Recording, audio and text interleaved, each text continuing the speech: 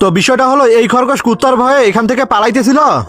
বাপরে, বাসর ঘরে বসে কোনায় বসে মন আনন্দে গান গাইতেছে, বিবি আমি ঠকি নাই, আমি ঠকি। তো এইখানে কুত্তারা আবার খরগোশকে খুঁজতেছিল। তো খরগোশ আবার এসে কুত্তার সাথে মিশে যায়। তখনই কুত্তারা খেয়াল করে দেখে लेकिन ये साला कर क्या रहा है यहाँ पे?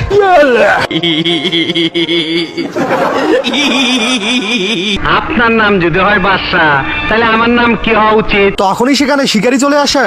তো কিছুক্ষণ পরে সেখানে জঙ্গলের পুলিশও চলে আসে। তো পুলিশ এসে শিকারীকে নোটিশ দিতেছিল এখানে শিকার করা নিষেধ আছে। তো এইবার শিকারী খরগোশকে বলতেছিল আচ্ছা ঠিক আছে আমি তোমাকে আর শিকার করব না।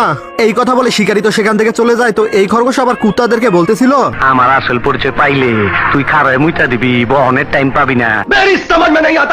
তো এই শিকারী চিঠিটা নিয়ে বাসায় চলে আসে। এইখানে এসে দেখতে পাই সেই খরগোশটি তো তার বাসায় রয়েছে। नहीं नहीं नहीं सारुण के यहाँ कुछ तो गड़बड़ है, जरूर कोई ना कोई। এই খরগোশকে দেখে তো শিকারীর বিসি কান্দে উঠে যায়। এরপর সে বন্দুক নিয়ে এসে খরগোশের কাছে যায়।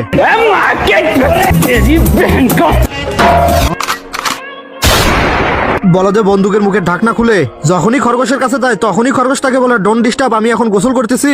ভারী মিস্টেক हो गया सर, एकदम ब्लंडर हो गया। তখনই এই খরগোশ তার গোসল শেষ করে বাইরে এসে আয়নার সামনে যেয়ে তার চেহারা দেখতেছিল।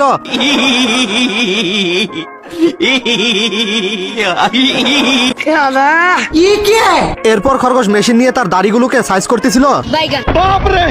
তো দাড়ি সাইজ করা হলে খরগোশ এবার মেকআপ করতে শুরু করে। মানে এগুলো কি কোনো রকমে ভাবা যায়? এরপর খরগোশ সোফায় বসে তার নখ পরিষ্কার করতেছিল আর এই শিকারী এসে খরগোশকে বলতেছিল।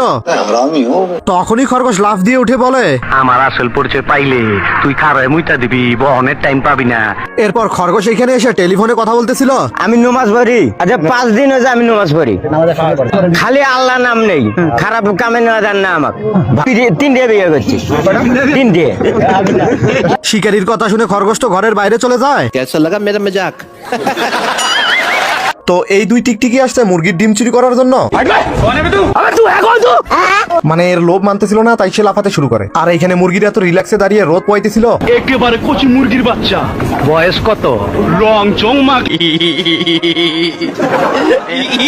এরপর এই দুই গলতে এসে পাথরের পিছনে লুকিয়ে পড়ে। আর এইখান থেকে এরা ডিমের উপরে নজর রাখতেছিল। তো একটি টিকটিকি আবার ডিমের দিকে দৌড়ে চলে আসে।